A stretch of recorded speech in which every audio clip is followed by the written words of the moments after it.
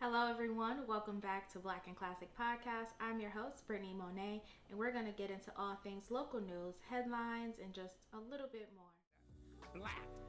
Blackness, that black power, that black pushing them to identify with black culture. I think that's what you. So, with that being said, let's jump into our first topic. Now, I'm so excited to be sitting down and talking to you guys because I feel like so much and so little has happened this week. It was almost like pulling teeth to try to find what to talk to you guys about. But I definitely have some things on my mind that I want to get off and speak to you guys about. Now, first up, when I'm looking in the news as far as local news, not much was going on, I'll be honest. What I did see though is that a lot of people are drinking and driving. And let me say, with everything going on in the world, everyone has their vice, right? Everyone has something that they need to get them through the day, to get them through the week, and to get them through the month and the year. However, if drinking is your vice, do what you got to do, okay? As long as you aren't harming people and or yourself, do what you got to do because life is already hard enough, and I completely understand having a vice. My vice, you say? My vice is shopping. My bank account doesn't love it. I don't love it, but it is what it is. That's my vice, right? And going back to seeing these things in the news, I feel like every time I read an article, whether it's here in Connecticut or all the way in California on the other side of the country, there's always someone drinking and driving, crashing into an entire brick house building, or crashing into another car and killing someone or killing multiple people just because they decided to get behind the wheel fully knowing that they were not able to drive, right? And I think it's so irresponsible. It's something that you would think wouldn't need to be said because we have what? Exactly. We have Ubers now. So with Ubering, I don't understand why we would feel the need to get behind the wheel of a car after drinking so much. There's also Lyft, taxis, depending on what cities you're in, taxis still exist. There's public transportation, phone a friend. There are ways to get around without us having to get behind the wheel of a car when we are fully inebriated, okay?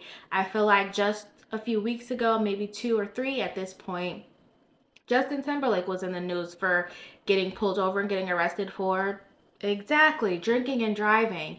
There was the young NFL rookie Kyrie Jackson who was killed in a car crash because of what? Exactly, drinking and driving. Now, he was not the person who was intoxicated behind the wheel. It was another young woman who allegedly at this point I think we know was intoxicated, got behind the wheel and crashed into him and a few other people. So, I just feel like the more I see it, the more I feel compelled to say, please just get in an Uber. Okay, just get in a Uber. It is not worth it. You do not have to go anywhere that bad. Actually, you know what? Let me go off on a little bit of a tangent, okay? So if you know me, you know. Me and my mother, we like this, locked in. And I'm telling her all about my work day, right? I'm on the phone and I'm just like, would you believe these people? Oh my God. You know, of course, as daughters do, right? So I'm on the phone with her and I see this car in my rear view just swerving. I mean, chaotic. It's chaotic back there. So while I'm talking to her, I'm like, okay, I'm gonna need to move out of your way because, and mind you, they are like at least 10 cars back. But you can see the lights just dipping out and like it was a mess. And so I'm like, okay. And I don't want to alarm her because, child, she'll tell me to get off the highway and take the back roads or something like that. So I'm like, but then it just got a little too crazy because now at this point, the person's getting closer to me. So I'm like, you know what? Let me get out your way because clearly you got something going on. I don't need to be in your way. Whatever I gotta do to get out your way, I'm gonna do it. Please believe. So I I move out the way, and then we end up like, because I moved out of the way, I guess she thought, no, I won't stay in this lane. I'll just go around you. So she ended up, it's 3 lanes on the highway, right, guys? You got the left, the middle, and then the right. I went to the middle lane. She then went to the right lane, and I looked, quick little glance. I don't know how to do drugs. I've never partaked, okay? I don't know if it was heroin. I don't know if it was crack. I don't know if it was crystal meth. I'm not gonna lie to you. All I know is baby girl had a glass pipe to her lips and a lighter. Glass pipe, lighter, behind a moving vehicle.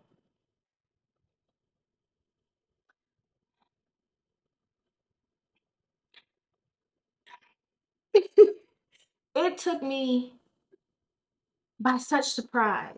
I at this point I'm telling my mother like this is actually happening in real time. Like baby girl's over here fully getting high on the highway. No wonder she's driving erratic because she's getting high on the highway. And she was like speeding and like just dipping in and out. And obviously, the reason why her car is swerving is because there's no hands on the wheel. Because I don't know if she's holding it like this or like this. I don't know. It looked like it was like this, but I know this hand was up here. I don't know, child. Again, I don't do drugs. I couldn't tell you. All I know is hands were not on the wheel. That's all I know. And I saw the glass pipe in her hand. And I'm just like, and I asked my mother, like, can I call the police? Like, what do you do at this point? Because this is clearly someone that does not need to be on the road. This is clearly someone that needs to be pulled over and, like, I don't even know, like, put in jail. I don't know. But, like, that isn't, like, reckless driving a thing. Like, that is so reckless and absolutely insane. And she kept getting, like, super close to people. So it was like when she would glance up, she'd realize, like, oh, I'm swerving, or oh, I'm about to crash into this car. So she'd, like, slam on her brakes or, like, whip over really fast. It was just chaotic, y'all. It was chaotic. I stayed in the middle lane. I broke my speed all the way down and let her, instead of being 10 or so cars behind me, now we're next to each other. I slowed all the way down so she can, go ahead and put some distance between me and her because I was like, I don't want no parts of that. And it's sad to think about, but also you have to be aware that like people don't care about their lives. So if they don't care about their life, they don't care about yours. I hope I'm speaking to people who care about their lives and also value other people's lives where they say, you know what, I don't need to get behind the wheel of this car. I know I was drinking a lot. I know I can barely stand on my 2 feet. So there's no point for me to drive right now. You can sleep in your car.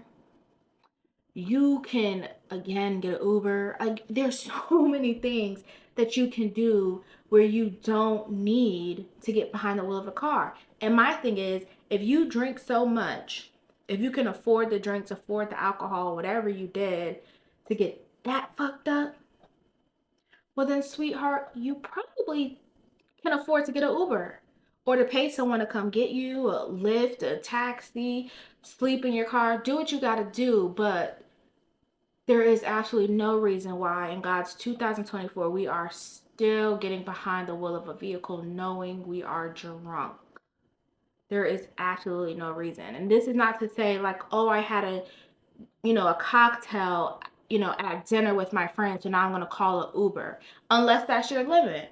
If a cocktail is your limit, then don't do it. But that's not to say, but we know when people are going out and throwing them back and they'd be like, "Oh no, I'm good to get home, bro. You're barely good enough to walk out the door of this establishment." So no, you are not good to drive home. Okay?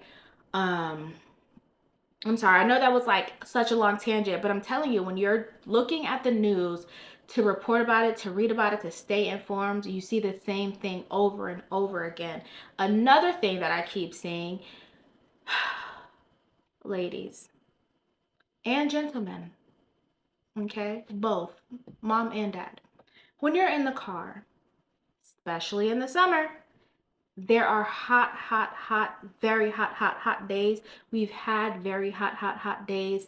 And it is so important. It is so important for you to just do a quick little bam. That's it. Just a quick little bam, that's it. Or when you get out the car, like I do. I mean, granted, if your windows are tinted very dark, you can't, but I fishbowl. So when you get out of your car, just peek in the car real quick. That just bam, peek in the car real quick. I do it and I don't have children.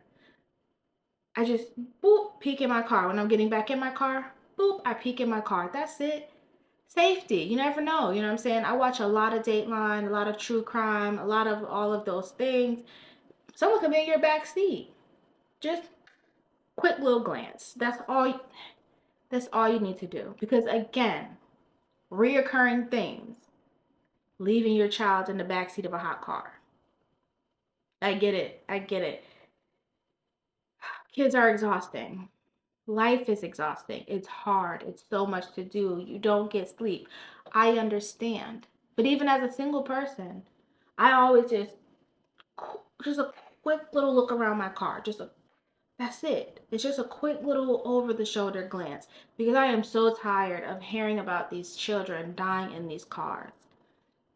I am very, very tired of it. Granted, I don't have a child. I understand I don't have a child. But I also understand that at some point it should just dawn on you.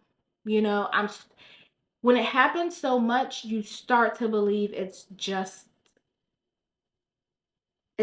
actual neglect, like you aren't trying because just a quick little look. You know what I'm saying? Would save a child. Oh, I don't mean to laugh. We'll save a child this summer. Just a quick little glance, okay? That's all I'm saying because I'm telling you, when you are looking at the news, it's always the same thing. It's drunk driving, babies dying in cars, and death. And when I say death, that means someone done, shot somebody done killed their wife and their kids, somebody done set their house on fire to kill their baby mother. Like, it's death. Babies dying in cars, especially also drowning now, right? We're all going to lakes and beaches and things like that, and we're drowning. If you cannot swim, stay out of the water. Stay out of the water. Get a life jacket. I feel like we should just call this not this episode, but this segment preventative measures. Just take the preventative measures, right? Drunk driving, how do we prevent you from crashing into someone? Exactly. Uber. Babies dying in hot cars. How do we prevent that from happening? Looking at your car. Just look at your car. Look at your car. When you go to grab your purse, do like that. Just boom. See that? See that motion? Boom. Boom. Your head to the back seat, right? Boom. Look at that.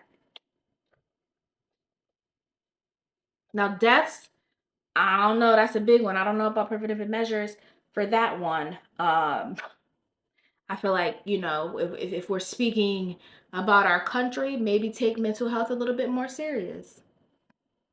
Okay. We'll get into it in headlines with the outage, but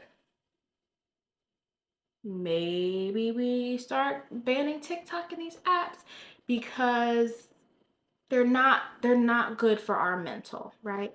So that's all I got for local news. It really wasn't much happening in local news.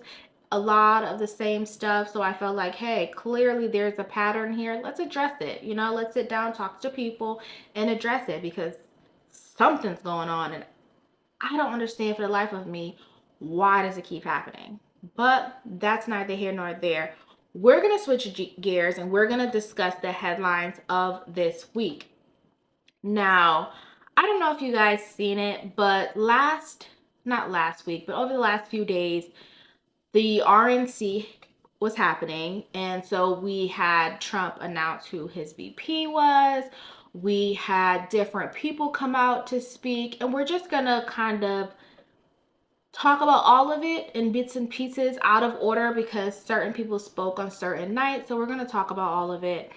The first thing I did want to talk about, if you haven't seen or heard, about the Trumpians. That's what I'm gonna call you guys. If you support Trump, I'm gonna call you a Trumpian, okay? The Trumpians, they taped their, I want to say their right ear, whatever ear Trump got shot in. I want to say it was the right ear. They taped their right ear in solidarity with Trump. Hmm.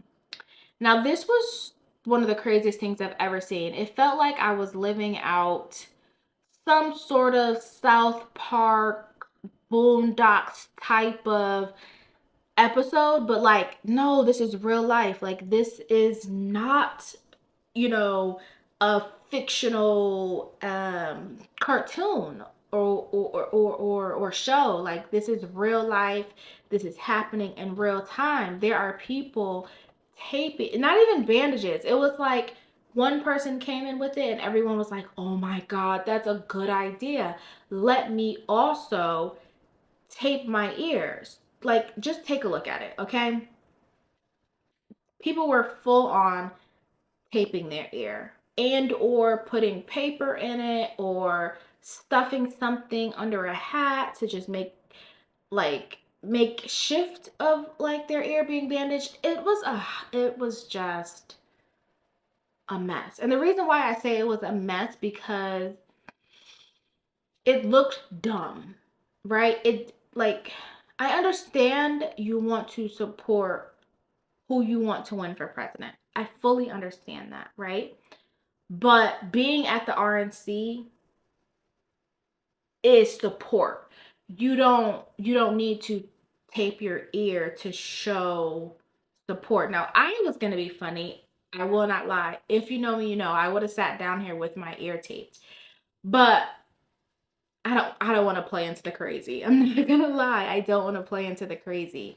That was just full on tomfoolery.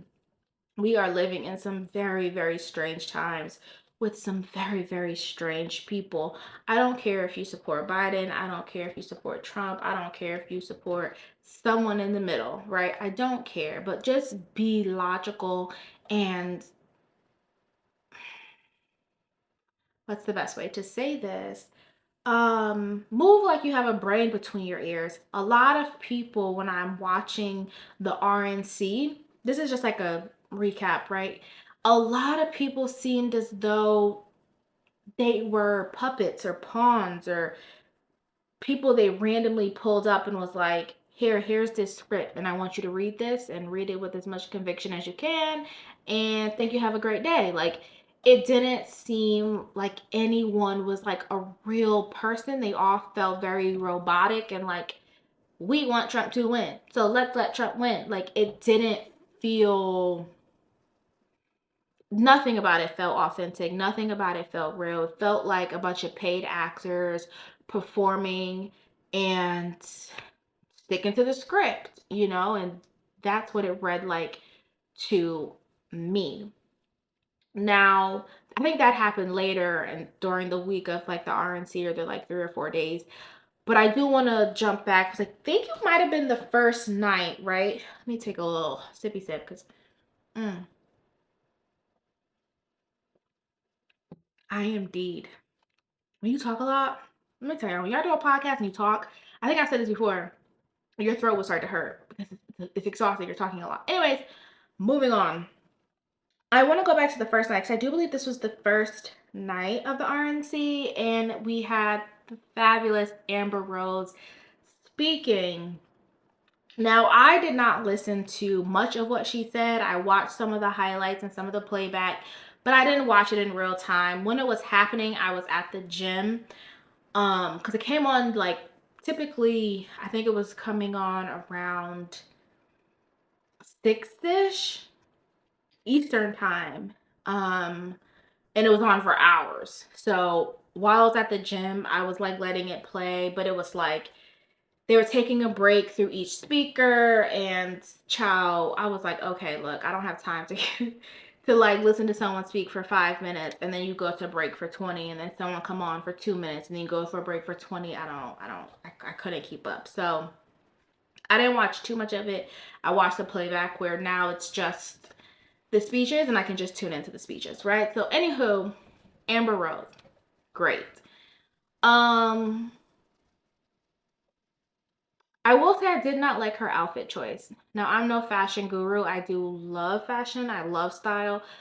But I did not like her dress. I felt her dress, I don't know, I think she wanted to play it safe, but I felt like it would have been much more of a powerful statement if she had worn like white, if she had worn like some sort of like red blazer or maybe like a tweed blazer, maybe like a little Chanel number. I know it would have felt forced, but I think it would have just read better if that's what she had presented. The black dress, it looked good. It gave a little Fashion Nova-y type of thing. So that already threw me off. I was like, I don't love that.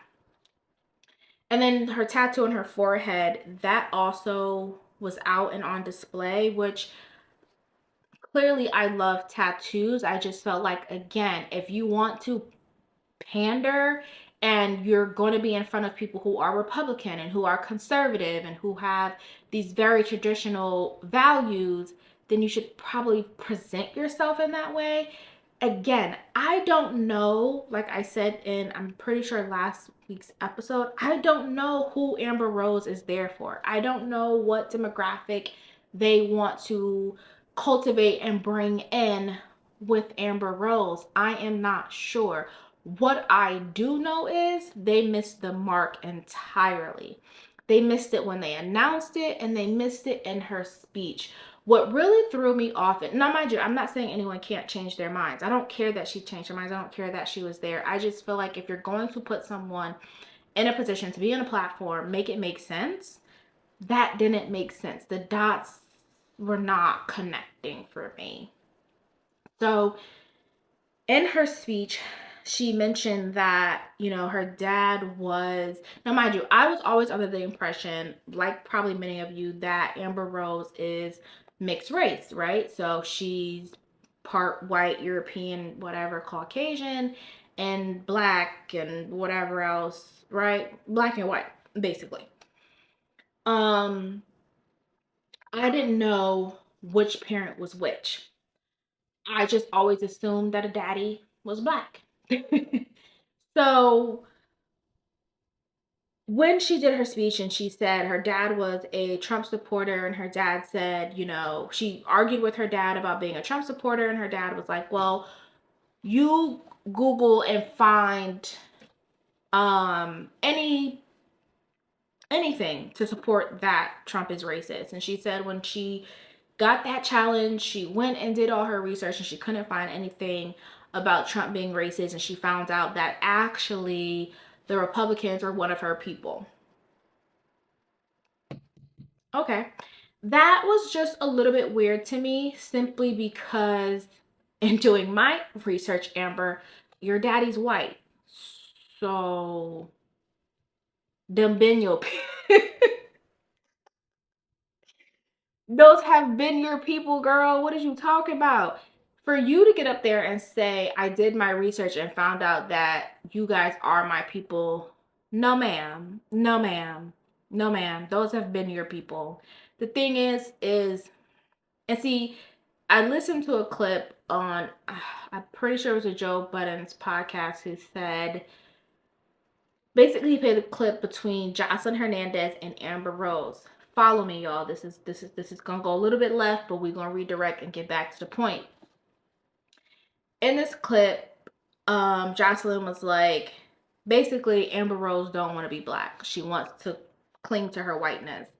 And I think for the longest time, she wanted to cling to her blackness because, again, when you are mixed race, each side is telling you to choose a side, right? But we're not letting you stay in the middle. Although you are basically in the middle, we don't want you to stay in the middle. We want you to choose a side.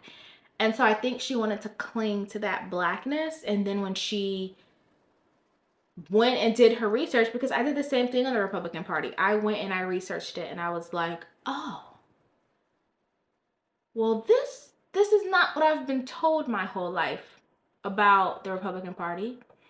And then I went and did research on the Democratic Party, hence why we're now here. Oh, well, that's not what I've been told my whole life, right? So when you do the research, you do get a different perspective. I totally understand that.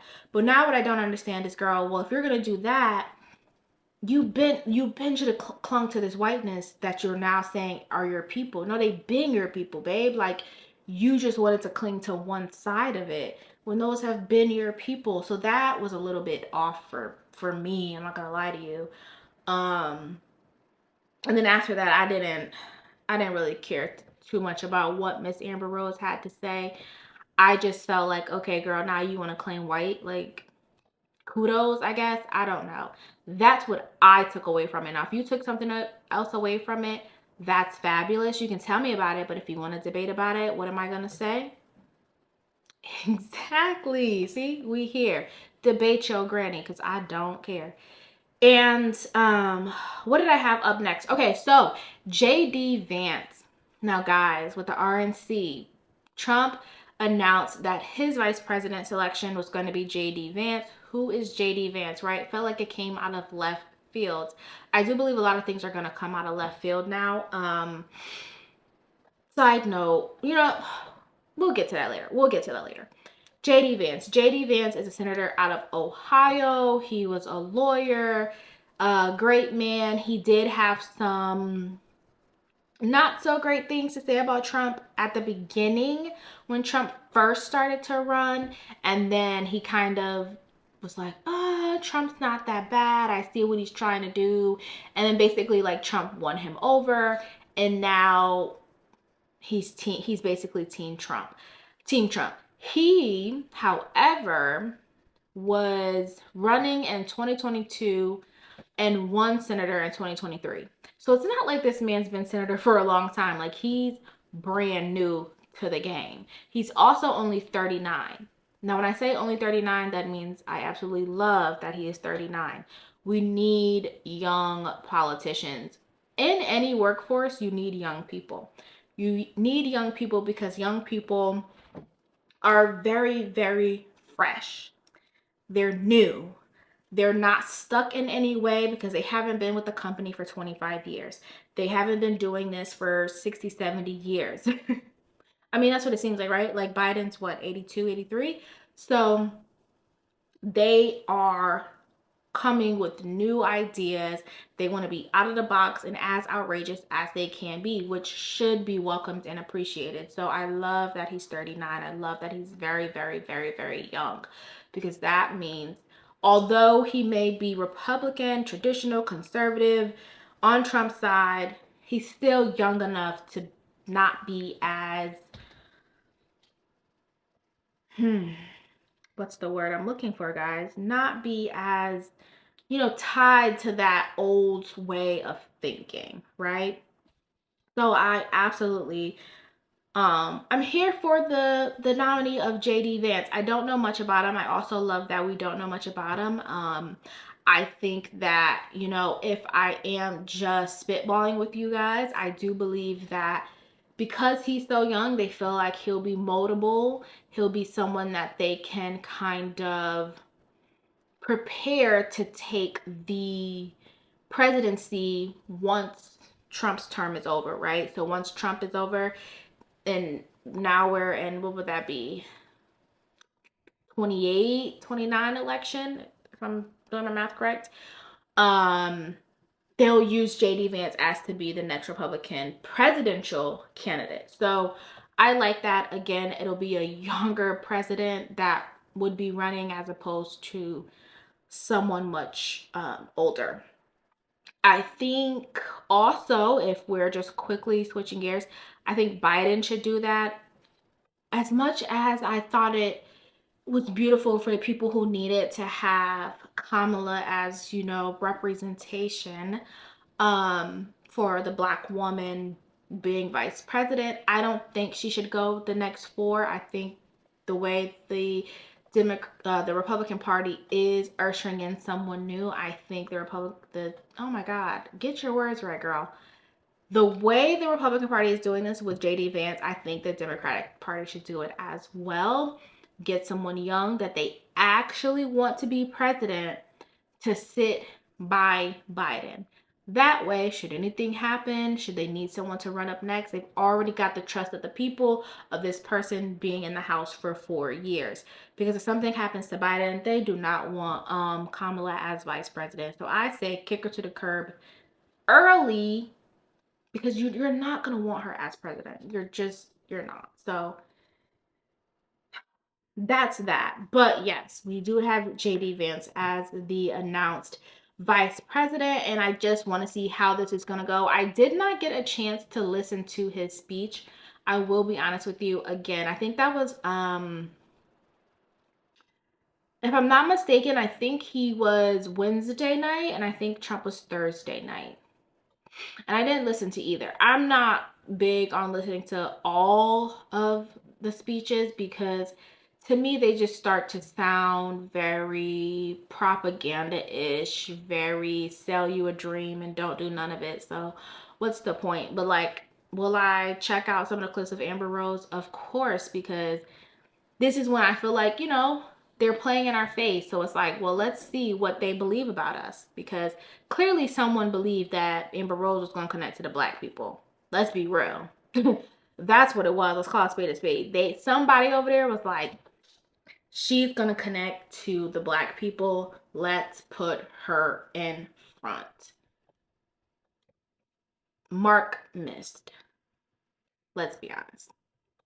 Now, moving ahead, Biden he's had a tough few weeks, hasn't he, guys? He's had a tough few weeks. So I find it very ironic that he tests positive for COVID, which means now he has to basically sit out for a few weeks and get his health back because he tested positive for COVID. Let me tell you all of the things, right? All of the things. So many. When I first heard he tested positive for COVID, I said, well, look. First they shoot at Trump. Now they're giving this old and decrepit man COVID. What's going on? Like, are we trying to take both presidents out? Like, what's the deal? You know what I'm saying? Because again, I feel like all of this is like a South Park, a Boondocks episode where it's just crazy as it can be, but it's really happening, right? So I'm like, shit. Sky's the limit to this thing, okay? Like they are really pushing the limit to what could be happening. So I'm not afraid to say the wild shit because wild shit is actually happening. All right. So that happens. Biden has COVID. Okay, sure, fine. But then, guys, they go to say, well, he's going to have to, get his health together. He's going to have to rest.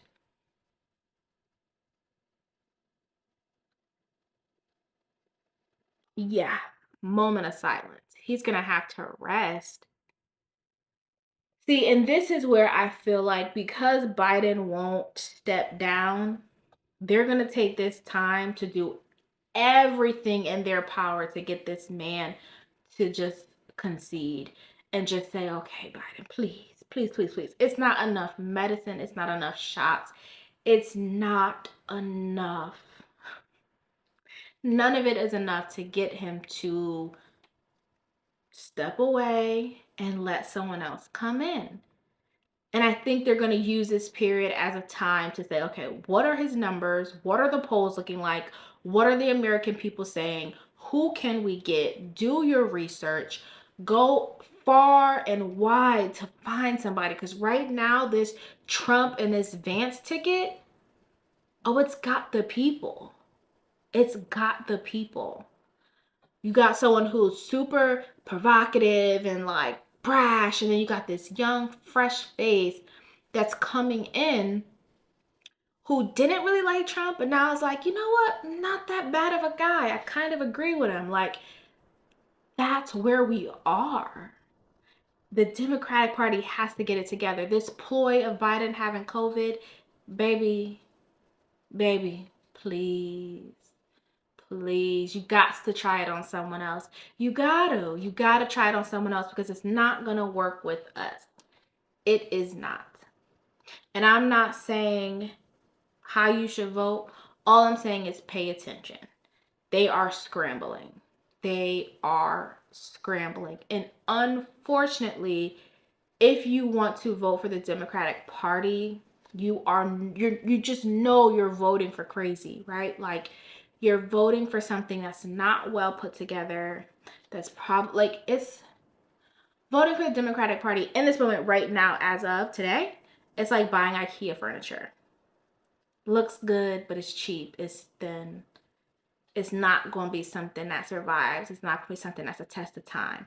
I don't know shit about what's going on with the Republican Party, so I'm not going to lie to you, but I'm just saying, as a people, if we're looking at the Democratic Party, we don't look the strongest. It looks very weak, very rickety, about to fall down at any second. Very much a house of cards. One little whole thing shatters. That's what it's giving right now. And that's a scary thing to put your trust and your faith in. It's much easier, especially if you're trying to understand the voter's mind. It's much easier to just go and vote for something that at least looks stable. It at least looks stable. It at least looks like it has a foundation. I might not like the foundation, but it's a foundation, you know? Yeah, I don't know. I don't know what to say. We are just in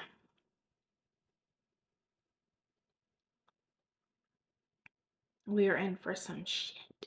We are in for some shit, y'all. And I think, prior to this, um when Trump had ran and he won, I wasn't too I wasn't too nervous, but I'm nervous now because I feel like there's more at stake, especially the more I learn, the more we all will learn. There's more at stake now than there was before. And before I wrap this up and let you guys go, I know this was going to be a quick episode because, like I said at the top, not much happening, but I do want to sit down and talk to you guys and just debrief because the RNC did happen this week. But it's very important that when we vote, because a lot of people are like, they don't want to vote because why would you vote for, again, something that is a house of cards that's unstable. It's rickety. It looked like it can fall at any second. It's missing a few screws. Like, why would we vote for that, But I think our confidence has to lie in our local government, right? So your state government, that's where we have to really, really, really, really vote for whatever side you fall on. So if you fall on the Republican side, then you want to make sure you usher in all your Republican people. If you fall on the Democratic side, you want to make sure you usher in all your Democratic people. Don't just think it has to be voting for the top federal people and then that's it. No, all of these local elections matter, whether it's your mayor, your governor, your state representatives, your senator, all of these things matter, and we have to know where we're putting our vote and why we're putting our vote there. That's why I like to just take a look at both sides. I mean, our other side hasn't, as far as like me reporting constantly on the Republican Party, because the Republican Party, again, strong foundation. They're coming out strong. They're building a team. They're showing that they're together. And the other side, I don't know. I did just see recently that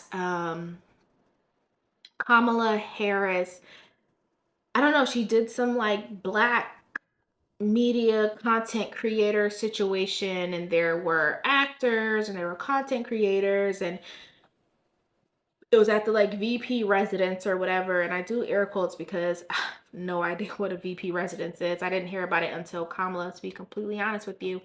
So they were at the VP residence, and basically they were just called there to like have dinner or something. I don't know. It felt very desperate. It felt like, let's just give our girl something to do. You know what I mean? It did not feel completely important. It just felt like, yeah, let's give her something to do. Let's call up some of her people, get them over to the VP residence, and let's hope people post about it. That's what it gave. Not saying that I'm not happy for the people that were there, because again, that's major moves, when you are in these spaces, even with Amber Rose speaking at the RNC, that is something that is an accomplishment, right? Like, you can tell your grandchildren about that and things like that. That's huge. However, when we do the pandering, oh my God, I say this every time. When we do the pandering, just make sure it makes sense. Okay, you guys are pandering, panda, panda, panda, panda. Y'all are doing it, but it's not connecting. It's not connecting. So you getting the content creators, Kamala, over to your residence and taking pictures, and then there's like a National Guard person like announcing the people so you know who's coming up. It's not connecting, sis. It's not. And you need to get up in there and ask for something important to do. Because I was seeing and hearing about, JD going up against Kamala, I guess, in some like VP debate, and they're like, oh, JD's gonna wipe the floor with her. And I'm like, I hope not. Like, I hope if they do, I don't remember this happening, but please correct me if I'm wrong. If they do a vice presidential debate, I feel like I need to live stream that, because Kamala gotta come so hard. Like, I mean, she needs to be already thinking about what she's gonna say and how she's gonna answer things in this exact moment, okay? Because if she get up there and fumble in any kind of way, that's it. They have officially lost the election. I'm calling it. I'm calling it. Mark my words. If she gets up there and fumbles in any kind of way, she has indeed lost the election, because she is the only thing that's the backbone of Joe Biden right now. She is the backbone. And if she fucks up, then that just means his back is fucked. Slaps me. I make myself laugh. I swear I do. But yeah, those are my thoughts. Those are my feelings. I don't know where we are with this stuff, guys. All I know is I'm going to just come to y'all every Sunday and report like I usually do. And with that being said, as always, thank you guys so much for tuning in. Thank you guys so much for giving me all your feedback, for telling me how much you enjoy it, for talking to me about it, because I love to talk to you guys about it. I do not care to debate you, because obviously, like I always say, debate your damn granny, not me. And as per usual, stay prayed up and stay dangerous. Have a good day, guys. Bye.